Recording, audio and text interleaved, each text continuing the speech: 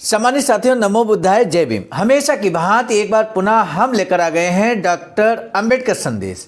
आज का डॉक्टर अंबेडकर संदेश हमेशा की भांति आवाज़ का ऑफिशियल यूट्यूब चैनल के माध्यम से आपको मिल रहा है।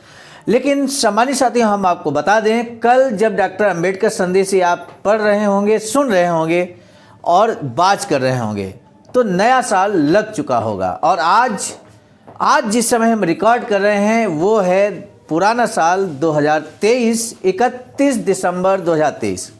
और इसलिए नए साल की आप सभी को बहुत बहुत हार्दिक शुभकामनाएं। लेकिन एक बात हम जरूर आपसे कहेंगे, नया साल हो और नया संकल्प ना हो तो निश्चित रूप से आप मान लीजिए कि उस नए साल में भी आप पुराने साल जैसी स्थिति में जा रहे हैं। आपसे बस निवेदन ये है कि नए साल में नया संकल्प लीजिए। नया संकल्प इस बात का होना चाहिए कि जिन महापुरुष की वजह से, जिन बहुजन महापुरुष की वजह से आज हम मान सम्मान स्वाभिमान की जिंदगी जी रहे हैं, यानी कि जिस स्थिति में है, सम्मान की स्थिति में है, तो निश्चित है कि हमें उन्हें जरूर सम्मान देना चाहिए। और वो सम्मान इस बात का होना चाहिए, नए साल में आप संकल्प लें कि हम बाबा साहब को मानेंगे, लेकिन बाबा साहब को मानने से पहले हम उनको जानेंगे।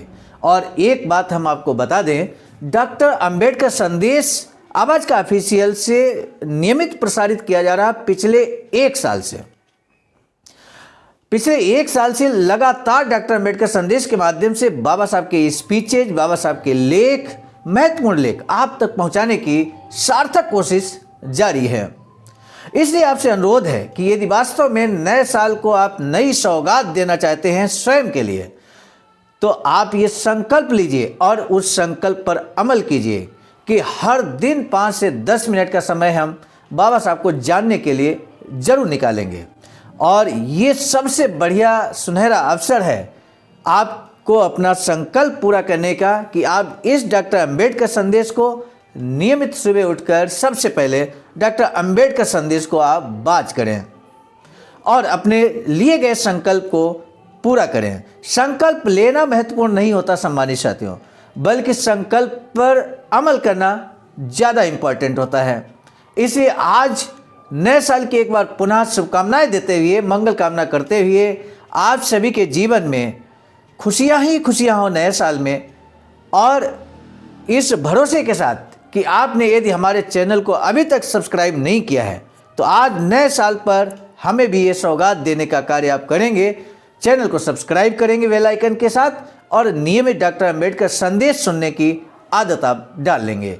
आज का डॉक्टर अंबेडकर संदेश बहुत ही इंपॉर्टेंट होने वाला है। नए साल में नया डॉक्टर अंबेडकर संदेश निश्चित रूप से बाबा साहब का क्रांतिकारी भाषण है जो यहाँ पर प्रसारित किया जा रहा है। वो the Bodhisattva Ambedkar international centre BBIC Sarnath Varanasi राज्य उत्तर प्रदेश देश भारत के सौजन्य से।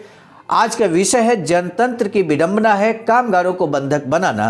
बाबा साहब डॉक्टर अंबेडकर संपूर्ण वाङ्मय खंड 39 से तीसरा भाग लेकर हम उपस्थित हो चुके हैं। पेज नंबर हम आपको बता दें 183 से 186। 15 सितंबर 1938 का भाषण बाबा साहब का है। और बाबा साहब क्योंकि पहले 2 स्पीचेज में 2 भागों में हम आपको बता चुके हैं, उसके आगे कंटिन्यू करते हुए क्या कुछ कहते हैं बाबा साहब, आइए सुनते हैं। बाबा साहब कहते हैं कि लेकिन केवल इस एक बात के अलावा ये दोनों बिल एक दूसरे से एकदम अलग हैं। दोनों बिल कौन से? एक कांग्रेस के द्वारा लाया गया 1938 में बिल और एक अंग्रेजों के द्वारा 1929 में बिल लाया गया था। इन दोनों का कंपेयर बाबा साहब करते हैं और उस आधार पर अपनी बात को यहाँ पर कंटिन्यू करते हैं। बाबा साहब कहते हैं कि आज का बिल बेहद प्रतिगामी ढंग का है तथा इस बिल को बनाने वाला 1929 के बिल के निर्माता से भी बेहद प्रतिगामी मानसिकता वाला इंसान है, ऐसा कहा जा सकता है। 1929 के कानून की धारा केवल लोगों के उपयोगी पब्लिक यूटिलिटी व्यवसायों पर ही लागू की गई थी। उस कानून के सहारे केवल पब्लिक यूटिलिटीज में होने वाली हड़तालों को ही गैर कानूनी ठहराया गया था। लेकिन आज का कानून सभी व्यवसायों की हड़तालों को गैर कानूनी करार दे रहा है। मेरी राय में इन 2 कानूनों के बीच का ये अत्यंत महत्वपूर्ण फर्क है। क्या इस तरह का फर्क आज लागू करना न्यायपूर्ण रहेगा? 1929 में सेंट्रल असेंबली में कांग्रेस द्वारा इस कानून के बारे में कौन सी नीति अपनाई गई थी, ये जानना योग्य रहेगा।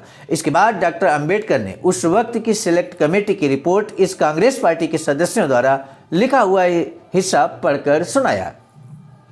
तब स्पष्ट हुआ कि तब कांग्रेस द्वारा हड़ताल को गैर कानूनी करार दिए जाने के 1929 के कानून के हिस्से का विरोध किया गया था। उन्होंने पब्लिक यूटिलिटीज को परिभाषित करने का आग्रह किया था। सामान्य साथी, यहाँ बाबा साहब इस बात को कहने की कोशिश कर रहे हैं कि 1929 में जब अंग्रेजों ने कानून बनाया हड़ताल को गैर कानूनी करार देने के लिए, तो उस समय कांग्रेस ने विरोध किया था। उस समय कांग्रेस ने विरोध किया था और आज कांग्रेस की सरकार है तो स्वयं कांग्रेस उसी तरह का कठोर बिल कामगारों के लिए लेकर आ रही है। इसका ये मतलब यहाँ पर बाबा साहब स्पष्ट कर देते हैं और इस आधार पे कहा जा सकता है कि कांग्रेस दोहरा रवैया अपनाती है। जब वो शासन में होती है तो कुछ और बात करती है, जब शासन में नहीं होती है तो कुछ और बात करती है। उस वक्त सरकार पब्लिक यूटिलिटीज को परिभाषित करने के प्रति नाखुश थी, तो कांग्रेस का कहना था कि नौकरशाहों की मनमानी पर फैसला छोड़ने के बजाय पब्लिक यूटिलिटीज की स्पष्ट परिभाषा बनाना चाहिए। साथ ही कांग्रेस की दलील थी कि पब्लिक यूटिलिटीज की सीमा में कई उद्योग आ सकते हैं और नौकरशाही अपने उद्देश्यों की पूर्तता के लिए किसी भी उद्योग की हड़ताल को पब्लिक यूटिलिटीज के बहाने गैर कानूनी करार दे सकती है। इसीलिए कांग्रेस पार्टी का कहना था कि ये कानून केवल सोशल सिक्योरिटी सर्विसेज तक ही सीमित किया जाए। लेकिन आज वही कांग्रेस सत्ता हाथ में आने के बाद वही कानून सभी उद्योगों पर कैसे लागू कर रही है, ये डॉक्टर अंबेडकर संदेश ने स्पष्ट किया। जिन व्यवसायों उद्योगों पर समाज का जीवन निर्भर करता है, केवल उन्हीं व्यवसाय उद्योगों में होने वाली बिना नोटिस की हड़तालों को गैर कानूनी ठहराया जाए, ऐसा उस वक्त कांग्रेस का कहना था। लेकिन आज के बिल के जरिए हर उद्योग में की जाने वाली हड़ताल को गैर कानूनी ठहराया जा रहा है। मान लीजिए कल हिंदी महिलाओं में ओठों को रंगने की फैशन ने जोर पकड़ा, तब किसी कारखाने के मालिक द्वारा लिपस्टिक बनाने का कारखाना खोला। उस कारखाने के कामगार अगर बिना नोटिस दिए हड़ताल पर चले गए तो उनकी हड़ताल गैर कानूनी मानी जाएगी। कोई ये तो नहीं कह सकेगा कि महिलाओं के होठों के रंगने के सुख में व्यवधान आएगा। इसीलिए लिपस्टिक बनाने के कारखानों को लोगों के जीवन के लिए उपयोगी मानते हुए हड़ताल करने वाले कामगारों के हकों पर नियंत्रण रखें। सोशल सर्विस सिक्योरिटीज तक ही कामगारों के हड़ताल करने के हकों पर नियंत्रण रखने की अपनी 1929 की नीति आज लगता है कांग्रेस ने बदल ली है। इतना ही नहीं, अब की बार कांग्रेस ने 1929 के कानून से भी आगे बढ़कर नौकरशाही को तक मात दी है। पुरानी नौकरशाही ने अक्लमंदी दिखाते हुए अपनी जिम्मेदारी को पहचान कर तथा हड़ताल करना कामगारों के हकों में शुमार है, ये जानते हुए लोकोपयोगी उद्योगों की हड़तालों को ही गैर कानूनी ठहराया। लेकिन आज की सरकार अपनी इतनी जिम्मेदारी भी नहीं निभा सकी। कांग्रेस के इस बिल के कारण लिपस्टिक के कारखाने में होने वाली हड़ताल को भी गैर कानूनी ठहराया जाने वाला है। और ये सब किस लिए? इस पूछताछ के लेन देन की बातचीत से कामगारों को क्या मिलेगा? मैं तो इतना ही समझ पाया हूं कि इस बिल के अनुसार सुलह की बातचीत के लिए जिन 4 महानुभावों को नियुक्त किया जाएगा, उनका मुंह 4 महीने 25 दिनों तक ताकते रहने के अलावा कामगारों को कुछ नहीं मिलने वाला है। यहाँ 4 महीने 25 दिन की जो बात आई है, पिछले डॉक्टर अंबेडकर संदेश में हमने बाबा साहब के स्पीचेज के माध्यम से ही पूरी तरह से क्लियर कट किया हुआ है। लेकिन फिर भी हम आपको जानकारी के तौर पर यहाँ पे बता दें, ये 4 महीने का मतलब ये है कि इस कानून में जो कांग्रेस सरकार लाई है 1938 में, इस कानून में ये व्यवस्था की गई है, बिल में ये व्यवस्था की गई है कि 2 महीने का नोटिस देना पड़ेगा। 2 महीने सुलह करने का एक टाइम दिया जाएगा कामगार और मालिक के बीच में। 2 महीने के अंदर अगर सुलह नहीं हो पाती है तो लगभग 4 महीने तक आपको समय दिया जाएगा कि आप सुलह कर लें।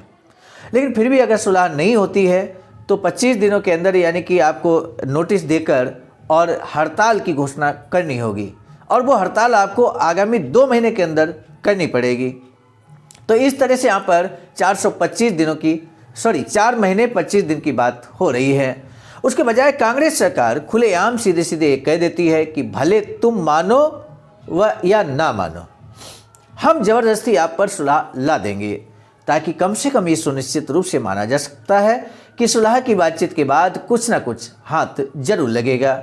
इस बिल के कारण कामगारों को पहले रजिस्ट्रार, कंसलेटर कंसलिएटर्स बोर्ड और सीढ़ियों से गुजरना पड़ेगा। इस पूरी कवायद से लोगों को और भूख से पीड़ित मजदूरों को बस मीठे मीठे स्वरों में झूठ परसने वाले और सुलह करवाने की कहने वाले व्यक्ति के आगे अपनी मांगों को रखने के अलावा और कुछ होगा ऐसा नहीं लगता। इन विभिन्न सीढ़ियों से कोई ठोस परिणाम निकलना संभव नहीं है। हड़ताल करने निकले मजदूरों को शांत करने का यह इलाज हो ही नहीं सकता। कामगारों के नज़रिए से होगा इतना ही कि 4 महीने 25 दिनों के अंतराल के बारे में सोचकर कामगारों के संगठन सोच में पड़ेंगे और कामगार हड़ताल में असमर्थ रहेंगे। 1934 के कानून में और आज के बिल में जो एक महत्वपूर्ण फर्क है उसकी ओर आज मैं आपका ध्यान दिलाना चाहता हूँ। 1934 के कानून पर जब वाद विवाद चल रहा था तब सूचना रखी गई थी कि सुलह के दौरान हड़ताल पर पाबंदी लगाई जाए। हड़ताल पर अगर प्रतिबंध नहीं लगाया जाए तो कम से कम पिकेटिंग पर प्रतिबंध जरूर लगे। लेकिन ऑनरेबल सर रॉबर्ट बेल ने इन दोनों सूचनाओं को मान्यता नहीं दी। उस दौरान एक सदस्य द्वारा डॉक्टर अंबेडकर के इस कथन पर आपत्ति जताई गई। इसलिए डॉक्टर अंबेडकर ने डॉक्टर रॉबर्ट बेल के उस समय के भाषण में से एक परिच्छेद पढ़कर सुनाया। मेरी पक्की राय यह है कि सुलह की बातचीत के दौरान कामगारों की हड़ताल पर अगर पाबंदी नहीं हो तो ही सुलह की बातचीत सफल होना संभव होता है। अपनी सामर्थ्य जुटाने के लिए मालिकों के पास जब 4 महीने 25 दिनों का समय होता है, इस दरमियान कामगार न तो हड़ताल की तैयारी के रूप में कोई संगठन बना सकते हैं और बातचीत असफल रहने के बाद 2 महीनों के अंदर ही वे हड़ताल कर सकते हैं। ये सभी बातें पता होने के बाद मालिक भी सुलह सफल कराने की क्यों सोचेंगे? सुलह की कामगारों की कोई शर्तें स्वीकारने पर मजबूर करने वाला दबाव मालिकों पर नहीं है। हड़ताल के दबाव के बगैर मालिक कभी भी किसी सुलह के लिए तैयार नहीं होते। सामान्य साथी, यहाँ बाबा साहब बहुत स्पष्ट ढंग से कामगारों के पक्ष में खड़े हैं और इसलिए आज का डॉक्टर अंबेडकर संदेश, आज का बाबा साहब का ये स्पीच हर उस व्यक्ति तक पहुंचना चाहिए जो कर्मचारी है, जो कामगार है, यानी कि जो सरकार के अधीन काम करता है। और उसे इस बात का एहसास होना चाहिए कि आज जो हम लोग यूँ कहें कि मान सम्मान स्वाभिमान के साथ काम करते हैं और हक अधिकार के साथ किए गए कार्य की तनख्वाह मांगते हैं और तनख्वाह मिलती है, तो इसके पीछे भी एक बहुत बड़ा कारण है। बाबा साहब ने एक बड़ा त्याग और समर्पण यहाँ किया है। यानी कि यदि आप हड़ताल नहीं कर सकते, आप धरना प्रदर्शन नहीं कर सकते, तो ऐसे में आपकी कोई मांग नहीं मानी जाती। हड़ताल के दबाव में कई बार सरकार आपकी विशेष मांगे जो होती हैं वो मान लेती है। और यहाँ पर जब भी पता है कि 2 महीने के अंदर हड़ताल करेंगे और 2 महीने के अंदर हड़ताल नहीं होती है और इसके बाद तो मालिक क्यों आपकी बात को मानेगा? बाबा साहब यहाँ बहुत स्पष्ट क्लियर कर देते हैं, बहुत स्पष्ट ढंग से पूरी बात को क्लियर कर रहे हैं। बाबा साहब कहते हैं कि इस बिल को ले आने वालों की अगर सचमुच ये इच्छा होती कि वे जिस व्यवस्था को लागू करने जा रहे हैं उससे मालिक और कामगारों का फायदा हो, तो वे रॉबर्ट बेल की नीति को अपनाकर सुलह की बातचीत चलने के दौरान कामगारों पर हड़ताल की पाबंदी नहीं लगाते। लेकिन पुरानी नौकरशाही द्वारा भी माना गया तथ्य आज की कांग्रेस की लोकप्रिय और अपने को मजदूरों के प्रतिनिधि कहलाने वाली सरकार ठुकरा रही है। क्या कांग्रेस इसी तरह के जनतंत्र की स्थापना करने जा रही है? आपको ये जनतंत्र लगता होगा, लेकिन मुझे लगता है, मुझे ऐसा नहीं लगता।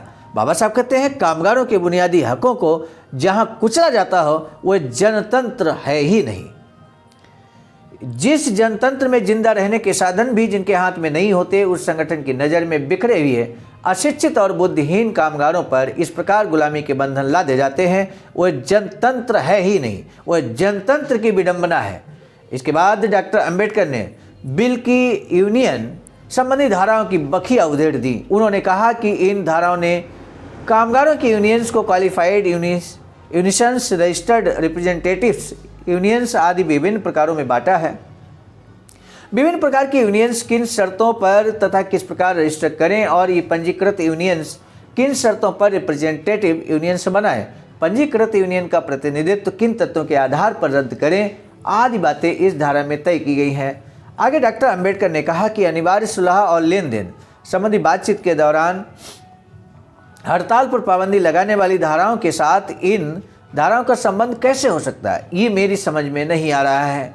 लगता है कि जानबूझकर इन धाराओं को इस बिल में जोड़ा गया है। नाम के सहारे इस बिल का उद्देश्य बताते हुए कहा गया है कि उद्योगों में हुए टंटों को शांतिपूर्ण ढंग से और सुलह के साथ मिटाने के लिए तथा कुछ अन्य कारणों के लिए लाया गया बिल। इसमें जिनका जिक्र हुआ है वे दूसरे कारण से कौन से हैं, इन दूसरे कारणों का जिक्र बिल के नाम में क्यों नहीं किया गया है, उसमें कुछ लज्जास्पद है क्या? इन दो हिस्सों का बिल में जो संबंध है उसे स्पष्ट किया जाना बेहद जरूरी है। अगर इन दोनों में से कोई संबंध है उसे स्पष्ट किया जाना जरूरी है। अगर इन दोनों में संबंध नहीं है तो दूसरे हिस्से की धाराओं को हटाना चाहिए। बहुत सोचने के बाद मुझे पता चला कि इन दो हिस्सों का एक दूसरे से महत्वपूर्ण संबंध है।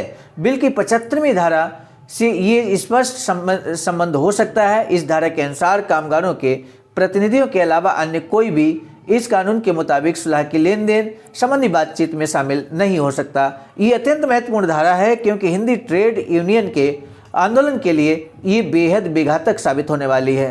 कामगारों के प्रतिनिधि कौन हो सकते हैं और बातचीत में कामगारों के प्रतिनिधि के तौर पर कौन शामिल हो सकते हैं, इन बातों का फैसला किन धाराओं से किया गया है।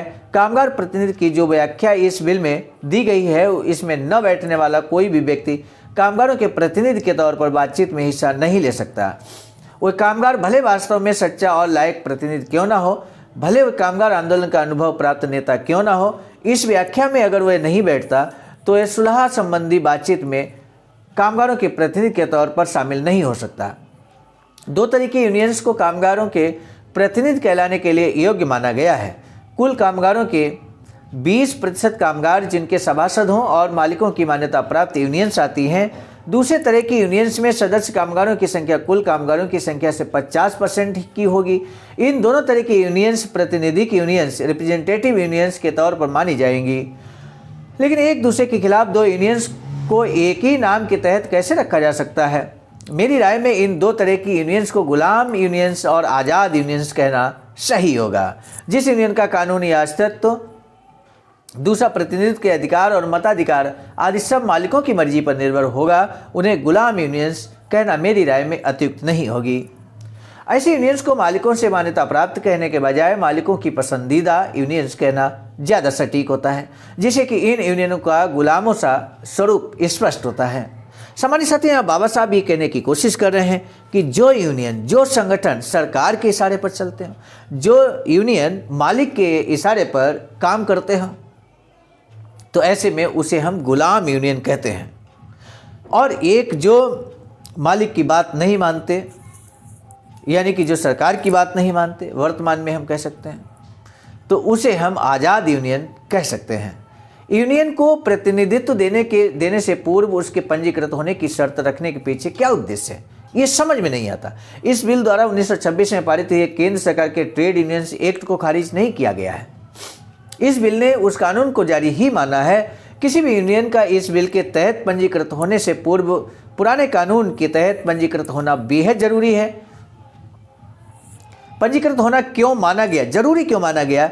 इस कारण हर यूनियन 2 बार पंजीकृत करनी पड़ेगी, पहले 1926 के कानून के तहत और फिर इस नए बिल के तहत। इस प्रकार 2 बार यूनियन को पंजीकृत करना होगा।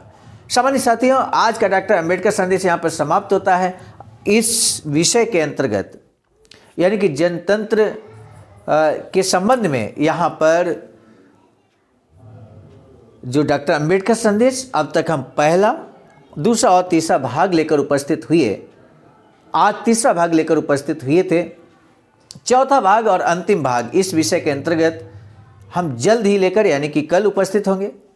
आज का डॉक्टर अंबेडकर संदेश यहाँ समाप्त करने से पहले आज का पहला प्रश्न है, भले तुम मानो न मानो, हम जबरदस्ती आप पर सुलह ला देंगे, इसका अर्थ क्या है? इसका अर्थ आप एक लाइन में भी दे सकते हैं। कामगारों के प्रतिनिधि कौन हो सकते हैं? किस धारा में क्या प्रावधान किया गया है? ये 2 प्रश्न आपके सामने हैं सम्मानित साथियों। और नए साल में अब पूरी तरह से बाबा साहब को जानने का सुनहरा अवसर आपके पास है, डॉक्टर अंबेडकर संदेश। और एक बार पुनः हम आपसे यही विश्वास जताते हुए कि अभी तक आप सुने या नहीं सुने, लेकिन आज यदि आप अंत तक डॉक्टर अंबेडकर संदेश सुने हैं तो आज बस ये संकल्प लीजिए कि अब कभी मिस नहीं करेंगे। हम चाहते हैं कमेंट सेक्शन में भी आप इसी तरह का संकल्प व्यक्त करें। हमें आपके संकल्प का बेसब्री से इंतजार रहेगा। सामान्य साथियों, आज का डॉक्टर अंबेडकर संदेश समाप्त करने से पहले हम आपको बता दें, आज का डॉक्टर अंबेडकर संदेश हम लेकर आए थे मिशन नायक बुद्ध मित्र मुसाफिर सर, राष्ट्रीय महासचिव आवाज का, नई दिल्ली की प्रेरणा में, और साथ ही साथ संकलनकर्ता के रूप में परम आदरणीय विजय कुमार बौद्ध जी, प्रांतीय कोषाध्यक्ष आवाज का बिहार, प्रस्तुतकर्ता के रूप में मैं स्वयं सर्वजीत आर्य, राष्ट्रीय कोषाध्यक्ष आवाज का, नई दिल्ली। इससे पहले कि आज का डॉक्टर अंबेडकर संदेश से हम इजाजत लें, एक बार पुनः आप सभी को नव वर्ष 2024 की हार्दिक शुभकामनाएं। ये नया वर्ष आपके जीवन में खुशियां ही खुशियां भर दे, आपके घर परिवार सफलता के नए आयाम स्थापित करे। इन्हीं मंगल कामनाओं के साथ अब दीजिए इजाजत, मिलेंगे पुनः नए डॉक्टर अंबेडकर संदेश में। आप सभी को सादर नमो बुद्धाय, जय भीम।